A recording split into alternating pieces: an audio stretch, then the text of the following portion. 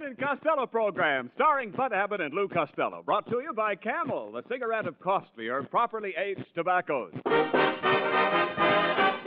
The Abbott and Costello program, with the music of Carl Hoff and his orchestra, our singing star Amy Arnell, and spotlighting that chunky, chubby little cherub who, when caught putting a football in his Uncle Artie Stebbins' pocket because he heard him say his grandfather was going to kick off, calmly said, I'm a bad boy!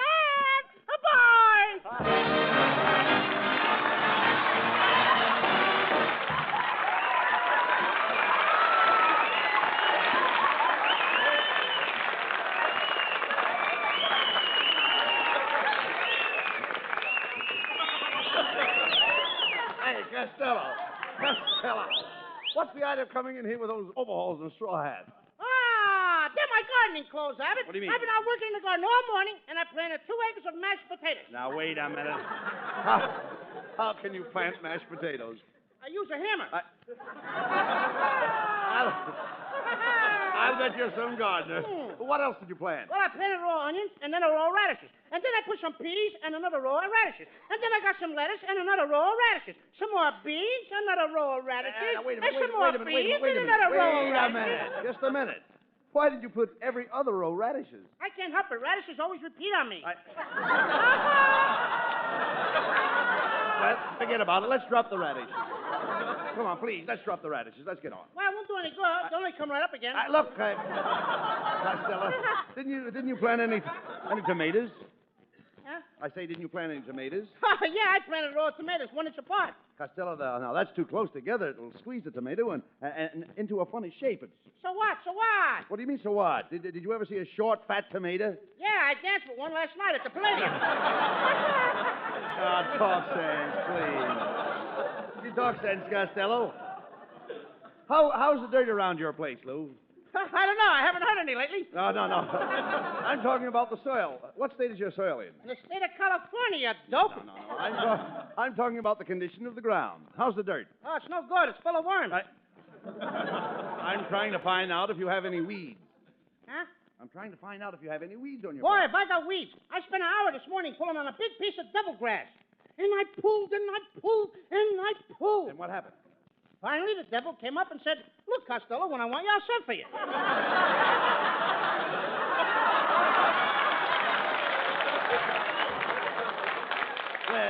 Listen, Costello, I'd better help you.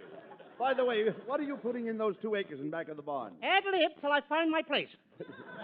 You know those 2 new acres you have in back of the barn? What are you planting in back there? Are you ashamed to talk? My goodness, man. Thank you. You know what? Do you realize? Huh? Do you realize what you're doing? What? What are you planting in those acres? Oh, I'm putting the whole thing in Mexican jumping beans. And then when they grow up, I'll feed the Mexican jumping beans to the cow. Yes. It makes the cow easier to milk. Makes the cow easier to milk? Yeah, when the cow is full of Mexican jumping beans, I just grab a hole and hang on while the cow jumps up and down, up and down. Oh, Costello, talk sense, will you please? Will you please talk sense? Well, I gotta leave now, Abbott. I gotta go out in the orchard and hang prunes on all orange trees. Hang prunes on your orange trees. Mhm. Who told you to do that? My Uncle Artie Stebbins? Uncle Artie Stebbins. He said my orange trees needed pruning. Oh, what a dope. Your uncle meant you should get a ladder and saw the limbs. Did you saw the limbs? Certainly I saw the limbs. They were hanging right in front of me. No. I mean, did you saw the limbs off the tree? No, I saw the limbs on the tree. Look, Costello, I'm trying to tell you that your trees need trimming. You've got to trim it before the sap rises. I got to trim before the sap rises? That's right. What time do you get up? No. Please, Costello. Now, if you want to have good oranges, you've not only got to trim the tree, but you must put a smudge pot under it. A what? A smudge pot. Don't you know what a smudge pot is? Oh, sure. A smudge pot is a tin can that smokes and burns oil, and you can find them on any used car lot in Hollywood. No. Give it. Tell me, what kind of oranges grow on your trees? Oh, the regular kind, round ones. Are they, look, please, are they Valencias or navel oranges? They're navel oranges. How do you know? I saw Sarah picking some. How can you be so stupid? You can tell the difference between oranges by the color of the juice. Did you ever squeeze one of your oranges? Yeah. Well, what came out? Milk? Milk. How could oranges have milk in them? Now tell me that. I got the tree from a nursery. Oh, come on, Costello. Come with me. We're going out in the backyard and look at your orange tree. I'm really after him tonight, ain't Come I? on, now, wait a minute. Hey, what I tell you, we're going out in the backyard and look at your trees. Hey, wait a minute. Hey, look out that window. There's a great big crow sitting up in your tree. Hey, that crow's got a lot of nerve. Abbott, hand me my sawed-off shotgun. Okay, hey, this gun hasn't got any handle. How do you like that? I sawed off the wrong end. Wait a minute, watch what you're doing. You're pointing that gun right at me. Don't worry, Abbott, Wait a minute, don't you worry. want to shoot me? I've got my finger over the hole. Oh, keep it there. Stand back, Abbott. I'll teach that crow to eat my oranges. Watch me get him. Was that the crow? Yeah, that's the biggest old crow in this neighborhood. That's Mrs. Niles. That's terrible, Costello. Come on, let's see what happened. Uh-oh, here she comes, Costello. There you are, you little fat assassin.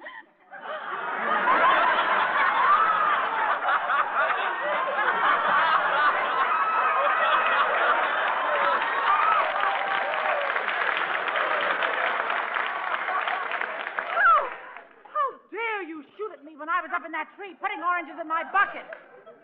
That'll teach you to keep your bucket out of my tree. I'm tired of people swiping my oranges. Your oranges? Why, it so happens, Costello, that your orange tree hangs over into my yard. And the law says that whatever hangs over my fence belongs to me. Oh, yeah? Yes. Now, look, Mrs. Niles. Did you ever see a fat man standing at a bar? Yes, what about it? Does the part that hangs over belong to the bartender? No. Look at the kind. You know there ain't no answer to that? I know, all right, don't answer. Costello, apologize to Mrs. Niles for knocking her out of that She tree. ought to apologize to me. What did I do? You fell on my hedge and bent my hollyhockuses. Costello, you're not going to get away with this. I'm going to take you to court. I'm going to charge you with assault. I'll charge you with battery. I'll charge you with mayhem, and I'll charge you with attempted manslaughter. And it'll cost you $1,000. What do you think of that? You can charge that, too.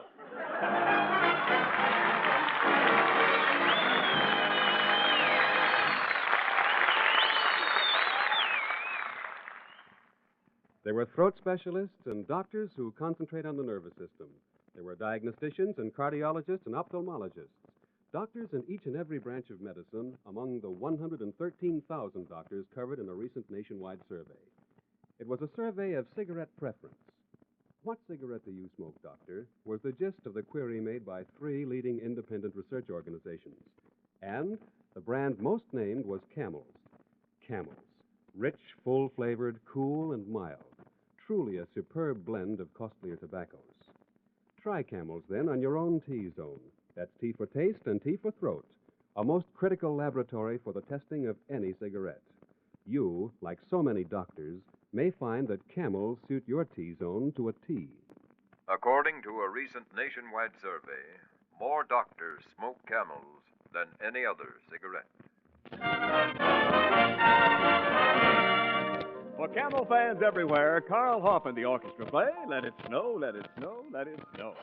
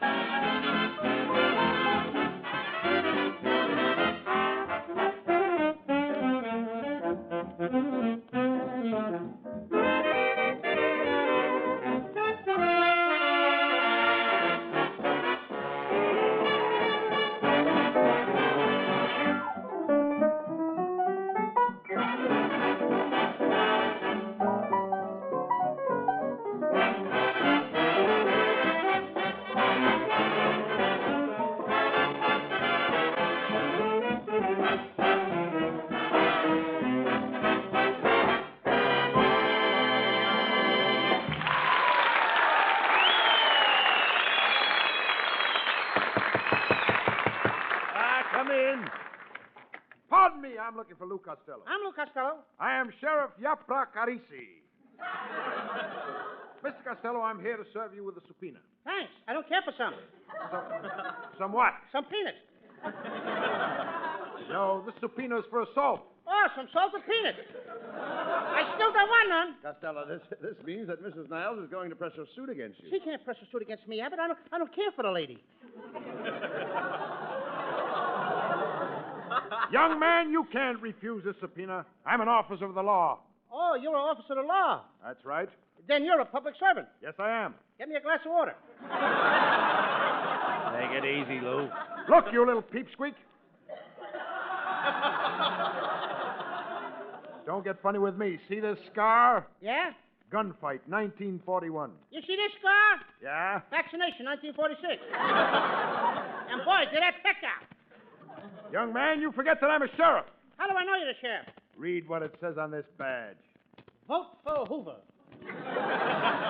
Darn it, I always wear the wrong one. Well, Costello, the subpoena says that you are to appear in court tomorrow morning at 10 o'clock to answer Mrs. Niles' charge. Now, what do you say? Abbott, I'm too young to go to jail. To think that I, a poor boy who has never been away from my mother's April strings, shall become a victim of foul circumstances, to be incarcerated behind cold gray walls like a common criminal, to be shunned by the people of society. Alas and alack, alack and alas.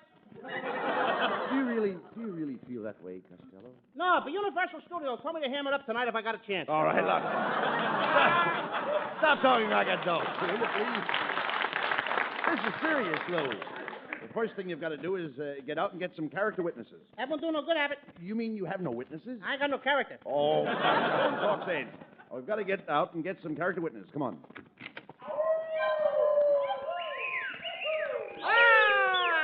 Good old Hollywood and fine. Hey, Abbott, I know where I can get a good witness. Let's stop in and see my old girlfriend, Tessie Tinfoil. Oh! Men, come in! How are you, Tessie?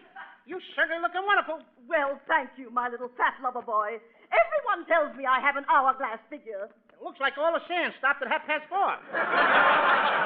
But really, Tessie, you look lovely in those sunset bus slacks. What do you mean, sunset bus slacks? Standing room only? Oh, Louis, you say the cutest things. Oh, this kid's gonna lay an egg. You know, I was in Griffith Park last night, and the benches were applauding. Hope gets nothing with it. I don't expect nothing. Costello, you came here looking for a witness, remember? Oh, yes. Tessie, could you go to courthouse with me tomorrow morning at 10 o'clock? Oh, I'd love to, Louis. But I'm giving a lecture on biology tomorrow morning. You know, biology is one of my favorite subjects. And I can safely say that I know more about the human body than anybody else. You should. You had one longer than anybody else. Well, you didn't get yourself a witness there. Let's go next door and see Scotty Brown. He'll vouch for me. I wish you would not pounce so hard on the door, laddies. There's a burglar under the bed. A burglar under the bed? Didn't you call the police? No, the burglar's asleep, and when he wakes up, I'm going to charge him for a night's lodging. Hey, Scotty, I have to go to court at 10 o'clock in the morning. I'd like to have you appear as a character witness for me. I'm very sorry, laddie, but I have to go to the doctor's in the morning to have my hand dressed. I got a terrible burn between my thumb and my index finger. How did you burn your fingers, Scotty? Well, a bunch of my Scotch friends and I had a smoker last night, and I was 13th on the match. Scotty, can't we just come in for a minute and talk to you? No, you can't. My wife is in the living room taking a bath. Your wife is taking a bath in the living room? Aye, laddie. The people upstairs let their bathtub run over, and it's leaking through our ceiling, and my wife is standing under the leak taking a shower. Well, Costello, you haven't got a character witness yet. Wait a minute, Abbott. There's my friend, Bessie May Mucho. She's getting out of the car. Oh, yo-ho, Bessie! Oh, hello, boys. I haven't time to talk to you now. I'm on my way to the Santa Fe Railroad Depot. Santa Fe Depot? Oh, Abbott. You know what that is. That's where you buy your train tickets. Where are you going, Bessie? I'm taking the Santa Fe back to Cincinnati. Cincinnati? Yes. You know where Cincinnati is. Oh, sure. That's back in the state of Oh-hoo-hoo. I'm going back there to be toastmaster at a banquet given by the Chamber of Commerce. What could be more thrilling than being surrounded by a bunch of men at a banquet? I'd rather sit around a weenie roost with a bunch of Girl Scouts.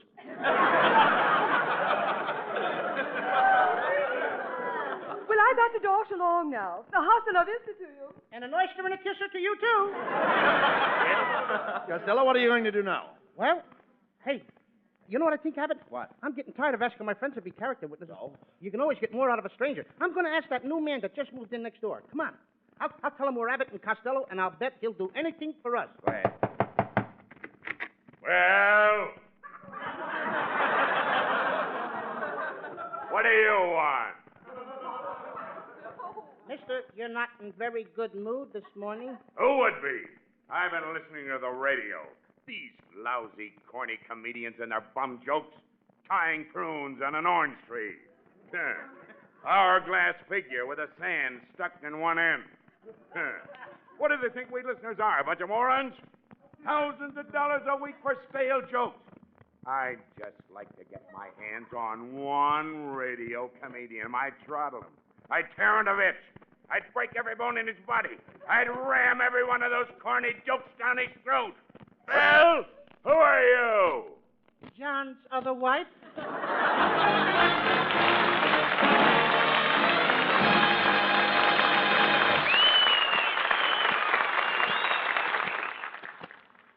This month of April marks the birthday of a great man of medicine, and this, in a humble and respectful way, is a salute to him.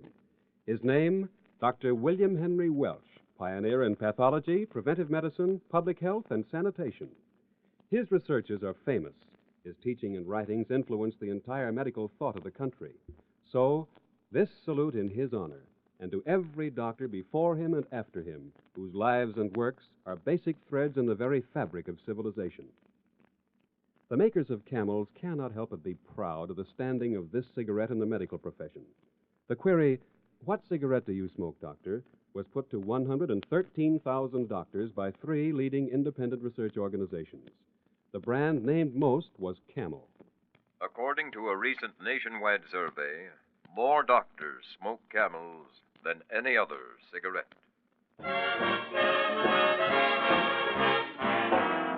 And here is Camel's lovely Amy Arnell to bring you her celebrated personality. When Madame Pompadour was on a ballroom floor, said all the gentlemen obviously, the Madame had the cutest personality.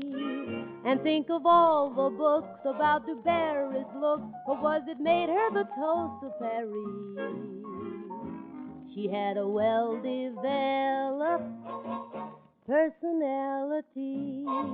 And what did Romeo see in Juliet, or Pierrot in Pierrette, or Jupiter in Juno? You know, I know. And when Salome danced and had the boys entranced, no doubt it must have been easy to see that she knew how to use her personality. And what did Harry J. see in Betty G, or Garson G. in Gable C, or Bing and Bob in Dot Lamore? Toujours amour. I've got the grave old grace, I've got a grave old face, except I've had it much longer than she. Gee, if I only had her personality.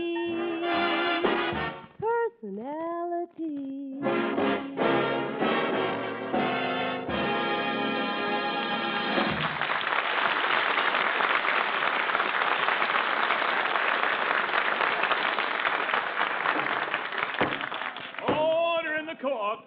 Order in the court! Coca-Cola. The Court of Common Pleas is now in session. The case of Mrs. Niles versus Lou Costello. The prisoner will now step to the bar.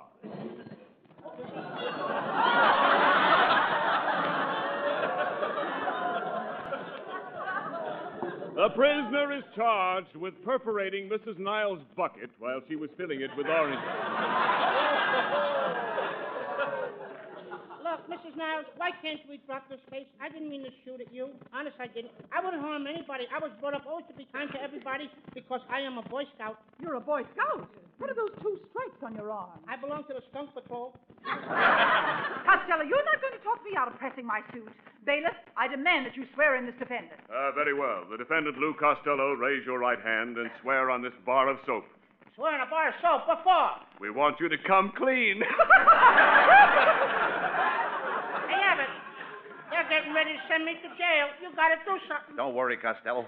I've got you the greatest lawyer in town. Yes, and here I am, your old friend Melonhead. Costello, I'm a lawyer of the old school. Looks like the old school needs a new roof. Look. Now, don't you make remarks about my bald head, Costello. After all, I'm a good egg.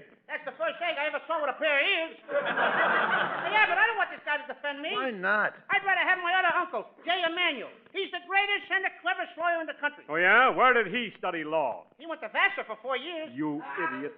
Vassar happens to be a girls' school. Well, it takes a smart guy to get away with that, don't it? Quiet, Costello. Here comes the judge. Everybody rise. Presenting his honor, Judge Philpott Storecheese. All right, bailiff, bring in the case.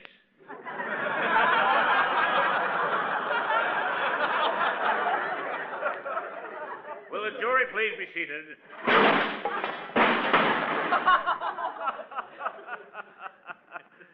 I always forget to put the seats in the jury box.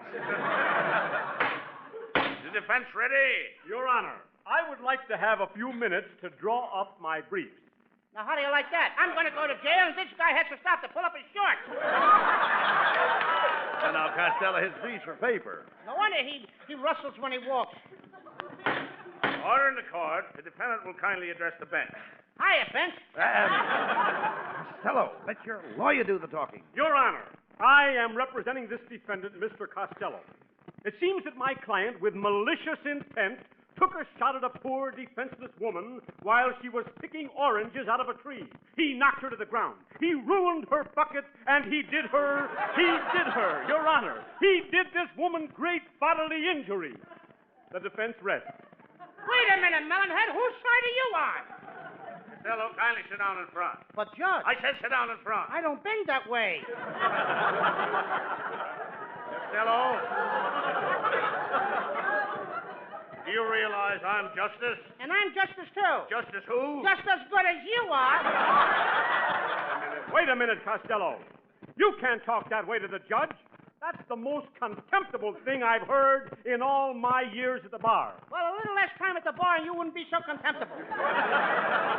Costello, I told you to let your lawyer do the talking. That's right, Abbott. Costello, you promise to tell the truth, the whole truth, and nothing but the truth? I do. Your Honor, we plead insanity. Just a minute. This whole case is a farce. I demand that you find Costello guilty. But, Mrs. Niles, I can't do that. I haven't heard the evidence. Oh, please, Judge, I appeal to you as a man. You don't even appeal to me as a woman. I object! You object? What for? I haven't had a line in 2 pages. Well, stick around. Stick around and I'll give you a sentence. Costello. I'm telling you to keep quiet. You're only Your making Honor. things worse. Look, Your Honor, I'd like to plead my own case. I couldn't do anything wrong. Really, I couldn't, because I've always been very bashful and shy. I remember on my 12th birthday, my mother and my father they gave me a nice little dresser for my bedroom. I was so bashful, I kept the dresser turned to the wall. You kept the dresser turned to the wall? Why? I didn't want the drawers to show. Costello, I'll listen to your plea if you can produce a character witness. Okay.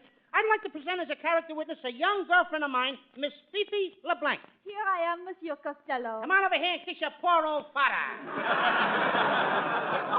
I object. This young lady has nothing to present to this court. Are you kidding? Fifi, I knew your big brown eyes would get 'em. Fifi, will you kindly take a chair? No, let her sit up here on the bench with me. I'm lonesome. Now, Miss LeBlanc, kindly tell the court your full name. Mademoiselle Fifi H. Leblanc. What does the H stand for? Hillside 2183. I object! You object? Yeah, she gave me Hillside 2184. What are you doing tonight, Fifi? Oh, I'm sorry, Judge, but I'm going steady with Monsieur Costello. I will be true to him as long as he lives. Costello, I sentence you to be hanged at dawn. Your Honor, you can't do this. My friend Costello is an honest man, an innocent man. He didn't mean to shoot at Mrs. Niles. I don't care about that part. He has no business wasting the time of a beautiful girl like Fifi LeBlanc. A man as ugly as Costello couldn't possibly have any integrity of character. In fact, Costello, you are entirely lacking in personal charm. I wouldn't say that. Just put a razor in my hand and you couldn't tell me from Gregory Peck. Gregory Peck. Why, you worm, there isn't a woman in town that would take a second look at you. Mrs. Niles is right, Costello. But I'll tell you what I'll do. As the judge in this case, I will let you go free if you can get some lady in this courtroom to come up here and kiss you. Are you kidding? Oh, thank you very much, Judge. I'll show you how you appeal to women. Ladies, this is your chance to kiss me. The line forms on the right. Tom, come on. Isn't there some good-looking young woman in the audience that would like to come up here and kiss me? Any middle-aged lady? Any old lady? Any old man? There, Costello, that proves you have no charm. You're going to jail. Oh, wait a minute, Judge. Somebody is pushing through the crowd now. Look at them, pushing right through the crowd, Judge. Oh, they're going to come up to kiss me. Ah, there you are, darling. I knew you'd show up. Come on here and kiss me, honey. Gee, thank you, Elsie.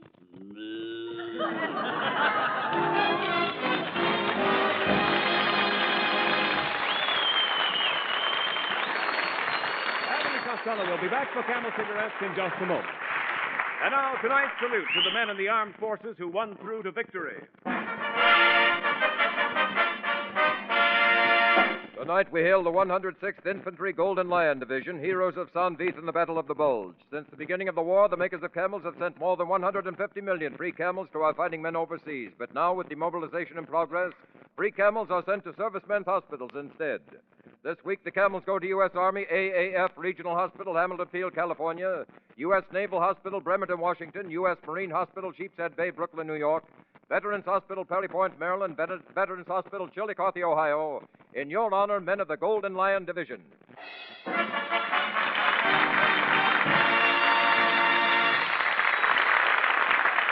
Camel broadcasts go out to the United States twice a week. Our rebroadcast to practically every area in the world where our men are stationed and to our good neighbors in Central and South America.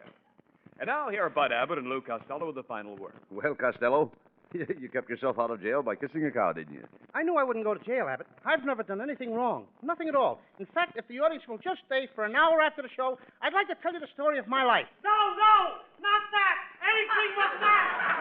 Wait a minute. Hey, wait a minute. My life story happens to be very interesting. Oh, yeah? Well, tell me, Fatso, what did your mother and father say the day you were born? Why bring that up? That's what I thought they said. Good night, folks. Good night, everybody. Good night. Good night, everybody.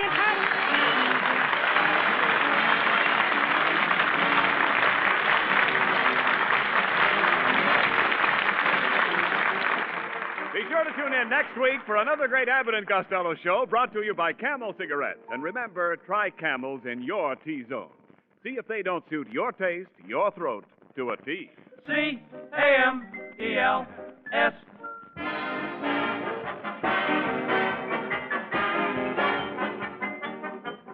Why smoke a pipe? For pleasure, of course. So why not get the most pipe pleasure? How? With Prince Albert tobacco. Why? Because it's choice tobacco, crimp cut to burn slow, cool. Because it's specially treated to take out tongue bite. Does that make a difference? You bet. Why, more pipes smoke Prince Albert than any other tobacco on earth. Try PA today. Saturday night, be sure to listen to Prince Albert's Grand Ole Opry. You'll hear Red Foley, Grand Ole Opry's sensational new singer. He's got a voice that's romantic as moonlight on the mountains, warm as southern hospitality. And the way Red Foley sings our great American folk songs makes mighty fine listening. Remember Grand Ole Opry Saturday night on NBC with the Duke of Paducah, Minnie Pearl, and Red Foley. Be sure to listen at this very same time next week for the Abbott and Costello show for Camel Cigarettes. Thursday night is All-Star Night on NBC. Stay tuned in for Rudy Valley over most of these stations. This is Ken Niles in Hollywood wishing you all a pleasant good night for Camel. This is NBC, the National Broadcasting Company.